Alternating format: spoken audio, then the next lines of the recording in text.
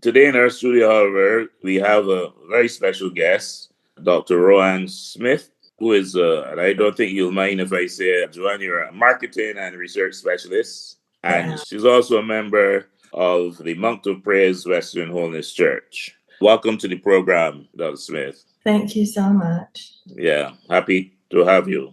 Now, today, listeners, we want to begin a conversation with Dr. Smith on a very interesting topic, a big one, but an interesting one.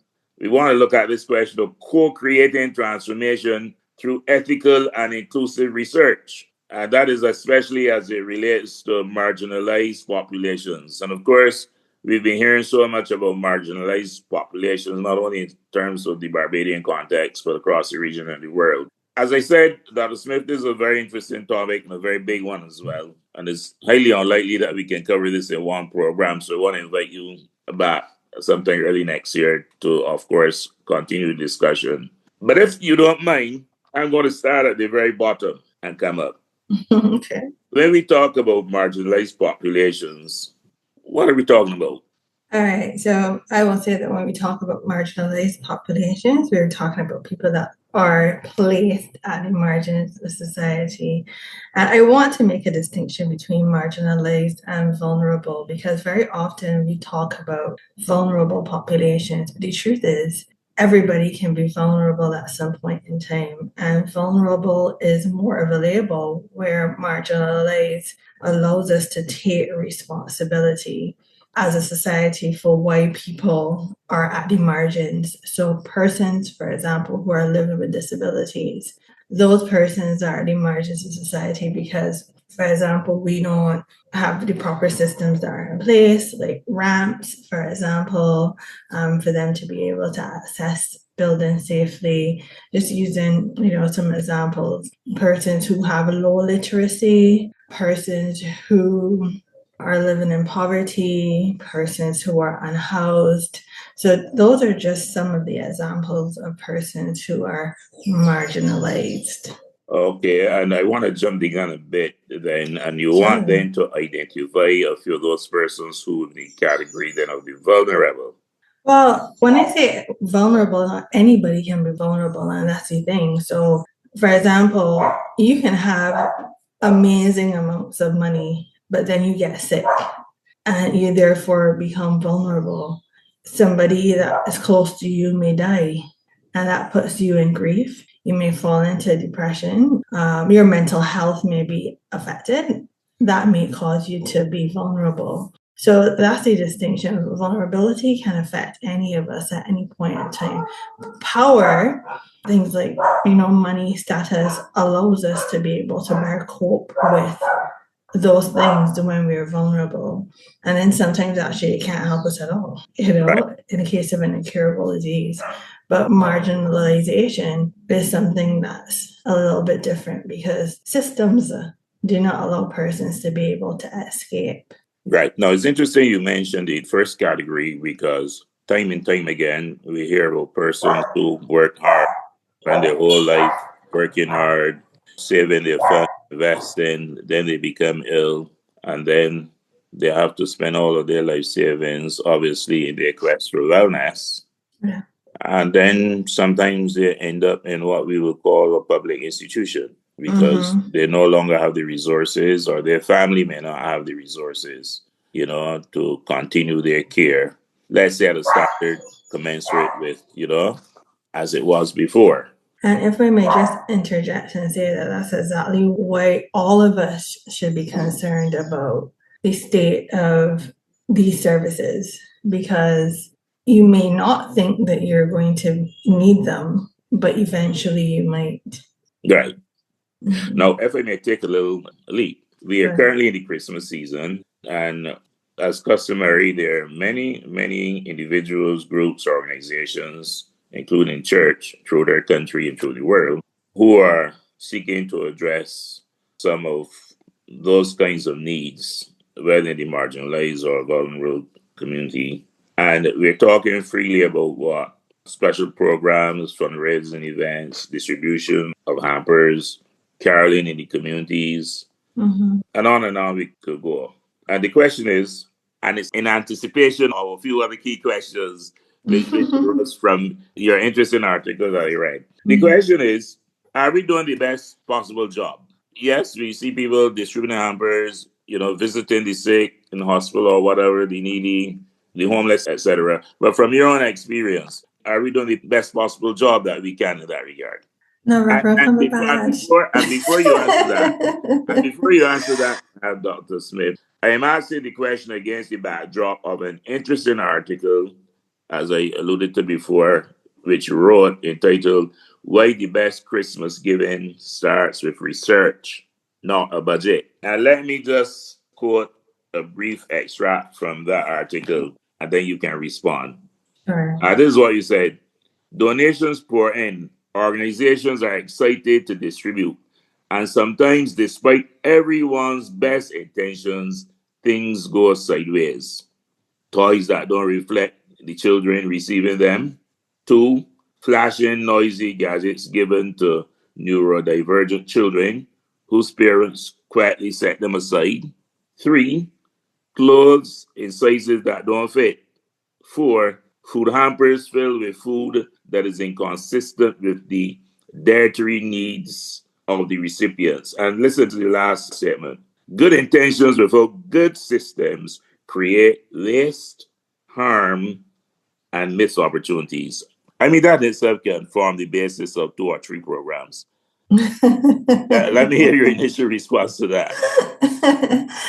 Okay, so I want to say that, and I'm not saying that this is what you are trying to get me to do, but I think it's very careful for me not to judge what persons are doing with the resources that they have, right? Yes. Remembering that some persons are operating from a place of not having all the information that they need and literally giving everything that they have. But I believe that the best approach, as you would have read in my article, is to do this based on research. Now, we have a tendency as human beings to be altruistic, but often it comes from a place of how it makes us feel. In some cases, it comes from, the Bible saying given to the poor, and so following the commands of the Bible. But we aren't very focused on what people actually need. So we make assumptions about what people need. People need food. So let me start to put together some hampers, and I'm going to put some corned beef in there. And I'm going to put some luncheon meat. We don't think about the fact that the person that we're giving this to may have hypertension, right? And we're like, okay, it's Christmas. Everybody deserves chocolate. Everybody deserves, like one of those tins of cookies. We're not taking into consideration that persons may have diabetes. And we know that NCDs is a huge problem in Barbados. Yes. And so that's just the example from the food perspective. So this, again, despite our best intentions, we're sometimes putting people in harm's way. And we feel good about what we're doing because we've given, but we don't know the unintentional harm that comes from it. And then some people, to be quite honest, the attitude is, at least we give. Like something is better than nothing. But if we can do research, then we can channel our energy so we can actually meet with the communities that we're serving. I'm not saying it's going to be the case all of the time, but I think God calls us to get outside the walls of the church. And so if we're able to meet with the communities and say, okay, what do you really need? And there's actually a church that I know of. When I posted this article on LinkedIn, a colleague of mine, a friend, said that her church actually switched their method of giving by asking people what they need, because they realized that what they were giving was actually inconsistent with the needs of the persons of the community. And I think that adds a lot more value. And the truth is, I think you're setting a lot of people thinking this evening.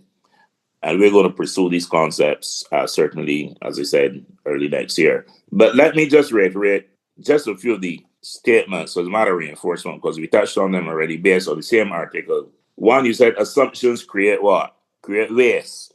So we may be giving, I'm not saying it is so in every instance, neither are you saying that, but we may be giving from the bottom of our hearts a generous spirit, but the end result may be in that last word. Assumptions create what? Waste. Waste. Mm-hmm. So how many Waste, what we give, harm, and missed how much of what we opportunities. give ends up what in the waste bin basket or the garbage or whatever. Yeah, assumptions create waste. Yes, you go ahead. I was going to say, if I can use an example, my neighbor, I love cake and I shouldn't eat so much cake. And she's always giving me cake. And I never told her that she's not supposed to give me cake. Yeah. And so when you think about the harm, and she's just being so kind. And I'm just, just not doing Yes. what I'm supposed to do. And Yeah. sometimes, I'm taking full responsibility for that. But when you think Yeah. about the fact that somebody like may not have options, like I have options, but Yeah. some people may not have options, and they're like, okay, I'm gonna have to eat this cake because Well, one of the options too is that you could take a piece and then share some with others. that's what I do now. And I'm sure your neighbor wouldn't mind, right? Because it's all in the spirit of giving. Yeah, Yes. yeah. Well, the second statement, asking creates dignity. I like that. Mm-hmm. You want to expand on that a bit more? Yeah, I can because I've done some research with refugee organizations, or rather, persons from refugee backgrounds, because that's they prefer to be called that. And I remember I met with one of the leaders of an advocacy organization, and he said to me, the statement was nothing about us without us. He was very passionate about it because he believed that he should be involved in any solutions that are created for him because it made him feel like he had some kind of dignity. He's not sitting with his hand out waiting for people to hand him things that he may not need, that may not be right for him. And when we ask people what they need, it can create a sense of dignity. Now, we have to be careful about how we ask as well. There's some people that would prefer you to just, be like, surprise, here's this thing. So Yes. they don't Yeah. have to ask. But if you say, we're going to be giving you a hamper for Christmas, and we want to know if there's anything that you don't eat, or, any dietary restrictions that you may have, for example. Yes. Yeah. We're buying toys for the children. So you let them know this is something that we're going to do so they don't have to ask, so to speak.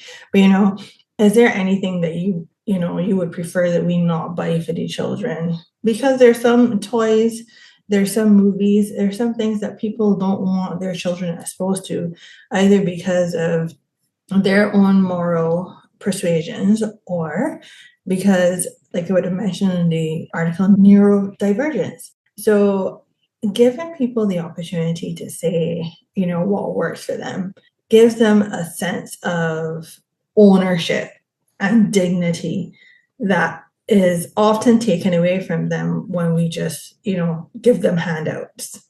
Mm-hmm. And of course, that's essentially the third one, again, which was mentioned before, but just to reiterate and reinforce, research informed giving creates real impact. Mm-hmm. Right? Yeah, Because not only are you addressing the needs, and as you said just now, you're hearing from the person themselves, what it is really that they really need. Mm-hmm. And I suppose based on all that we've discussed, we probably need to move in that direction because one of the related questions I had meant to ask is how do we change that? How do we change from just moving to the giving impulsively to this third one here, that research informed giving? Yeah. Mm-hmm. Let me ask you though, Sure. what really drives you personally as a researcher? And how important is that element of research? And this will have to be the last question. We have to pursue this next time. Mm-hmm. And what is that marriage? What's the marriage between the research element, the marketing element, and certainly the advertising element? Mm-hmm. Okay, so what I'll say is that I tell people all the time, marketing is, and the reason he asks audiences because remember he said that I'm a marketer. So marketing is about researching, creating, communicating, and delivering value. And so the only way that we can deliver value adequately is if we research. And what drives my interest for this kind of research is just my interest in making sure that the most marginalized amongst us is being taken care of. And advertising is actually a part of marketing. So I think we kind of covered that. Right. Now, when we come back next time, I want to deal with this in the context of the church, and not just in terms of our offerings at Christmas time, but generally. Yeah. I would love that. And because I think it's important, because we do a lot of work, we do a lot of ministry, but is that ministry research what? Research informed, right? And I'm looking forward to that myself. Okay. And if I can just say really quickly, there's formal research and there's informal research. And so either can work depending on the situation that you're entering into. Right. We just have about 2 minutes or so. As I said, we're going to invite you back, but this is Christmas time. You just want to extend special greetings to somebody? Yeah, my family, my mom and my sisters, Merry Christmas, and all my friends who've been really supportive to me over the year. Thank you so much. Right. And we want to extend those greetings, certainly on behalf of the senior pastor, Reverend Willoughby, assistant pastor, Reverend Sam Chandler, the members of the board of the Whitepark Church, and all the members of that church community.